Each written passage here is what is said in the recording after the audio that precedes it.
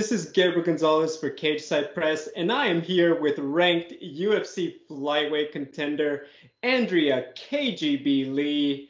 Andrea, first off, a lot of fans, we know, look, you rock and rep Louisiana. Hurricane Ida, are you okay? Everything's good over there for you? Oh yeah. I feel like the hurricane, it just kind of, it went in the opposite direction of where I live. So we hardly even got any rain here in Shreveport. It's sad what happened to a lot of the other places that got hit by Ida because there was a lot of floods and stuff everywhere. But we didn't really get any rain, Well, Skipped. I mean, definitely just, thank goodness, of course. Yeah. You didn't post as much, and that almost like, I hope she's okay. I hope that she's just busy and not like, trying to save her house and the raft and everything over there. I was in Michigan actually whenever it all took place. So I was sort of out of town, but we didn't really get a whole lot of rain here in Shreveport. So nothing happened here back home, luckily. Well, we have plenty to talk about. Obviously, you're fighting Jessica I coming up in November, but hmm we have to talk about something very, very important. Most important question. Am I rocking your merchandise correctly? Yes, and it looks great. It looks awesome on you. You just need a cowboy hat. I know, I know. You need to send me that one through Skype. By the way, thank you for rocking yours. People will message me. It's like, do you guys not do the cowboy hat thing anymore? Then I'm like, that's her. I personally have been wondering why. So thank you for rocking it in our interview today. Yeah. No, I just, like I said, typically like I'm always in gym attire, sweaty hair, a mess, so I don't throw it on whenever I'm looking worn out. Never. I don't believe you. I think you're just looking for me to say something nice. I don't believe that, Andrea. But, for fans wondering, you can get this. What is your website now? Because there's a lot more goodies besides cool t-shirts on there. What's your website? AndreaLeeMMA.com. And fans could get photos, your calendar, stuff like that. Yes, calendar, photos, t-shirts. I'm hoping to get a lot of more things up and available. But right now, you got photo options and calendar options, posters, and t-shirts. The Now, t-shirts wear. well, thank you. I also saw you posted it. You've already gotten the photo shoots going with Andy Nguyen. So it's not just you by yourself, the two of you do your calendar every year. Is there anything you could tease about 2022 when it drops?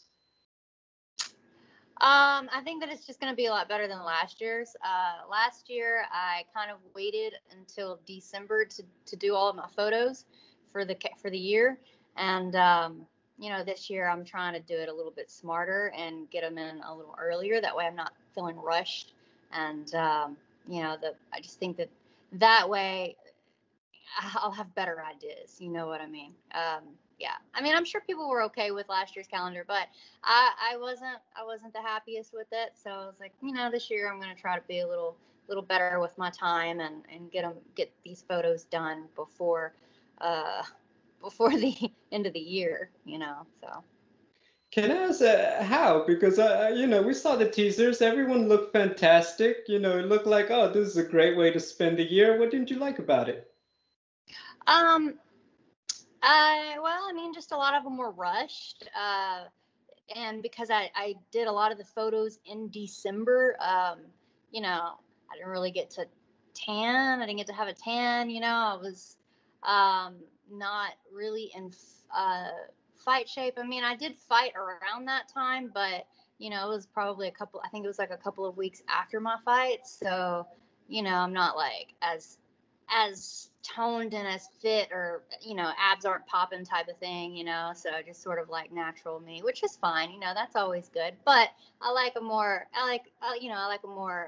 in fight shape, for my calendars, of course, and I just better ideas and stuff. It's hard to really come up with stuff, it's winter time, it's in December, I don't have the summer sun, I don't have the water, the pool or the lake, so I can just be a little bit creative. it's awkward to do a summer photo shoot when it's the middle of winter and you're going outside freezing. I get that for sure. Yeah. Andy, so to go back a little bit, let's go back to I believe it was in May, you versus Antonina, and I mean we talked about it. I mean Antonina, she was kind of feeling the rub. You know, her sister had a big win, and this was kind of her trying to get the momentum, and you were on the rough skid, and then you go out there and you just gave her the business. Can you just go back to that one? First off, just what felt different for you? Because I think a lot of people will say that might be Andrea's best performance in the UFC so far. Well, just, I just felt my mind was really clear going into that fight. And I really, I train hard all the time, but I mean, there was just a lot of things that I got to work on for this fight that I hadn't been working on in my previous fights. And mentally, I think I think being better prepared mentally helped a lot. When you're stressed about things and your mind is focused on other stuff, like I don't know, just personal things. It's kind of like I try not to like bring that stuff into my workplace, which is the cage. I try not to, but I guess sometimes you don't realize how it really affects you. It's just sometimes you feel like you're there, and then all of a sudden, I don't know, you're just like watching yourself, looking down. I don't know, just I just like my fight against Roxanne. I just felt like, it was like an out of body experience. Like I just didn't feel like I was there. I wasn't in the moment. But in my last fight with Antonina, I felt like I was in the moment. I could see everything. I was dialed in. Everything was just working good for me. And I think a lot of it because I went into that fight thinking, okay, everybody's saying she's a better striker than me, but I can show you, I'm just as good. And, I could stand and strike with you if I want, and then I can take you down if I want. And, being able to fight someone and beat someone at their own game, even though I submitted her, but I mean, we did strike, there was striking, we stood toe to toe there for like a little bit. But it's just going into a fight, not being worried about what someone else is better at, and I didn't go in that fight worried about what she was good at, and that really helped me out a lot. When we spoke, you talked about, like you knew the numbers, you knew the last few fights hadn't gone your way. And you said, I try not to think about that. I don't, it's too stressful to think about, oh, what if I go 0 and 4? Now Yeah. on the other side of it, has the weight been lifted kind of deal, since the fight? No, not really. I mean, I guess I was talking to Tony earlier, and I was talking about how, yeah, I won that fight against Antonina, but the thought of my previous loss is still in my mind. The fight that I had against Roxanne. I mean, like that, it still eats at me because it was like my worst performance. I do believe that, and I just, I'm like, I still am stuck in it with that in my mind. Even though I went out and I had a great fight against Antonina, it's like that one still eats me up. And I just, I know that I need to go out there and I need to get another win. I don't think that like I can just sit on this one, that you can never do that. And besides, people only remember what you know, people have short term memory spans, I mean, they're not going to remember my last win. They only remember what you're doing currently. So I got to get out there and I got to get another win, and I have to continue to climb the ranks, so I can continue to prove that I'm not the same person that you saw in those last 3 fights. I'm much better than that. Well, moving on, we are going to see you fight Jessica, but I want to move chronologically because there was some other stuff that happened. I know that, it's very easy, there's so many fighters on the roster for fans to keep up with. But how does this happen? Because I saw you post about it. A fan tried to write you fan mail, but they sent it to Angela Lee, the one championship champion. And didn't they call you something like Amanda? Whoa. How Yeah. does that happen? Talk to me I about don't this. I don't know. That was kind of random. I've had a lot of people who have called me Angela Lee, have referred to me as Angela Lee like multiple times. Um, but I don't know if that's just because I know that there's no way that they can confuse me and her. You know, I mean, she, I'm She, white. Yeah, she's Asian. I'm just not sure like which. Like, yeah. I don't know, if she's, like Vietnamese or I don't know. I hope that's not rude. That Angela Lee. That's a very American name. this is yeah. I guess my question would be just like, how often, is it? I just cannot believe because he sent the pictures of you, but he still called you the wrong name.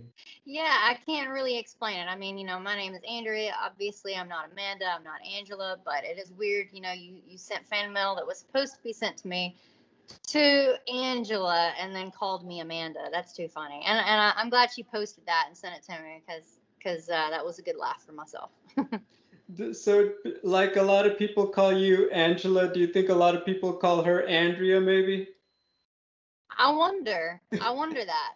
I'm not sure. Probably, maybe. I could see how you could mix that up. I can see it. We both have the same last name. It's spelled the exact same way. You went back to shooting. You finished everything for the Texas Witch, correct? How's that experience? That was fun. It was very interesting. It was really hot outside though. We had to do all that outside.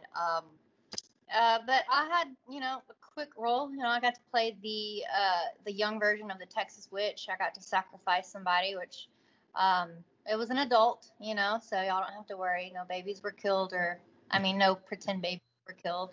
Because that was one of the things I was like, I don't have to like sacrifice any like kids, do I? And they're like, no, no, it's gonna be an adult man. I'm like, okay, that's good. Now, when you say sacrifice, like, do you like wave and he disappears? Do you like, tie him up and burn him like a tree? Like, what did you get to do? Obviously fake, but Yeah, basically, he's like poisoned. He can't move. He's paralyzed. I got him on my little altar, I guess you would call it, and I stab him and drink the blood. That's gonna be so awesome. When does it Yeah, when's everyone get to see that? I think they're probably gonna start. I think it'll come out probably around next year, January, February. It's not the making of the film that takes like the acting and everything and putting it together. That's not like what takes the longest because they filmed like within a couple of weeks. It's you know going through all the footage and clipping it together and producing it and editing it that takes like forever. Gotcha. Another thing I want to touch on, your training. So you've obviously always done a bit of traveling. You go to California and work with Jim West, Espen Ladd. You do your thing in Colorado with Montana and them. One thing I do notice, you spent a lot of time with Miranda Maverick. And I think that you were, kind of helping her out with some stuff also. And I recently spoke with her and she talked about how you guys worked together at the PI also before her fight with Macy. Just can you talk about how that friendship came about? Yeah, well, the first time that we met, we did a signing in it was New York, and we got to hang out and chit chat for like 5 hours, and we agreed we wanted to train with each other, and I really liked her personality. She's a really really cool person. I really love hanging out with her. And then yeah, she came to the PI. She got invited to come to the PI and train with us. She came out, and I got a lot of great work with her. And that was after my fight, after I had just fought Antonina. And then yeah, she was getting ready for Macy Barber, and she's killer, man. She is really good. I enjoyed working with her out there in Michigan for the a couple weeks ago. I went out there, and yeah, she is solid everywhere. She's gonna give lots of flyweights a lot of trouble. Now, I know she's very new to the UFC compared to yourself, but she's on the way up. You're on the way up.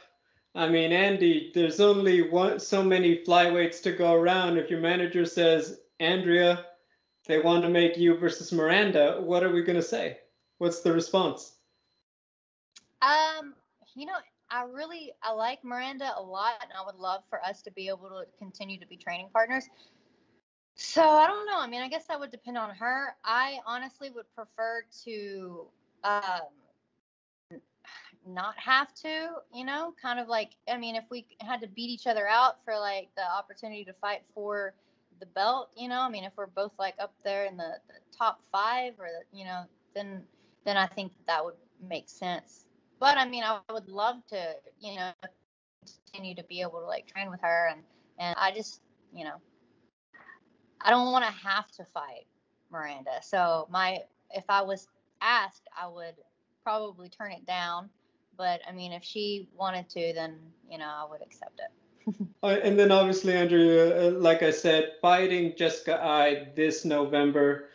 Quite simply, just what are your thoughts on how you guys match up stylistically, and just where do you feel like this win puts you? Obviously, she was a little similar to yourself in that she's trying to snap a couple fights that haven't gone her way too. Yeah, I think that stylistically, this is a great matchup for me and for her. We both like to strike. We both like to stand and bang, but we're both willing to take it to the ground, and I know that she's really a heavy pressure fighter, and she loves to put you up against the cage. She tries to, fight hard to take people down, and grind you out. She's very dirty in the clinch. She likes to throw lots of uppercuts and stuff, but these are all places that I'm fine with, and that I don't mind being. And, I think that it's going to create an awesome, exciting fight for everybody. I know that she does tend to, if she's not able to get you down like in the first round off the cage, like eventually she kind of like abandons that, and then she just likes to go straight to bang mode, and I've noticed that in a couple of her fights. I'm not saying that's what she's going to do, with me, who knows, but I do know that she doesn't really get tired. I mean, she's tough. She comes forward like the whole time, and she doesn't stop working. So I think it's going to be a very fun, exciting, and exhausting fight. Quick side one. Obviously, the title in your division is up for grabs. Lauren Murphy, Valentina Shevchenko. Does Valentina keep the run going, or does she have a shot at pulling it off and getting that upset, in your opinion? Honestly, I think everyone has an opportunity. There's always people always leave room for mistakes. Valentina doesn't make a whole lot of mistakes. I see Valentina winning, but I do believe that Lauren Murphy can, anyone can pull it off, and it would be awesome to see an upset, so I mean, I'm rooting for Lauren.